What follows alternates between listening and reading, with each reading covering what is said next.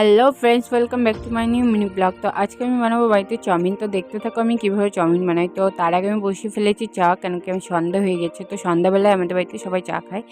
তো আমার চা বানানো হয়ে গেছে, আর একদিকে আমি গরম জল বসিয়ে ফেলেছি চাউমিন সেদ্ধ হওয়ার জন্য। তো আমার চাউমিন সেদ্ধ হয়ে গেছে। তারপরে আমি ভালো করে জল দিয়ে ধুয়ে নিলাম, তারপরে আমি তেল লাগিয়ে নিলাম যাতে চাউমিনগুলো ঝরঝরে থাকে। আর এদিকে আমার সব কাটা। তো এখন আমার কড়াই গরম হয়ে গেছে, তারপর আমি দিয়ে দিলাম তেল।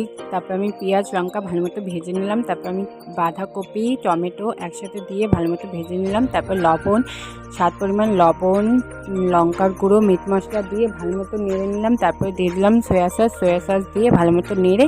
তো এখন দেখো আমার চাউমিন রেডি। তো আমার মতো এইভাবে কে কে চাউমিন বানাও অবশ্যই কমেন্টে জানাবে আমাকে। তো আমার চাউমিন রেডি। তো এখন আমি সবাইকে দিয়ে দিলাম চাউমিন খেতে। তো সবাইকে বললো ভালোই হয়েছে। তো তোমরাও কমেন্টে অবশ্যই জানিয়ে যে কেমন দেখতে লাগছে আমার চাউমিনটা। তো thank you for watching my video. Bye bye, দেখা হবে আরেকটি নতুন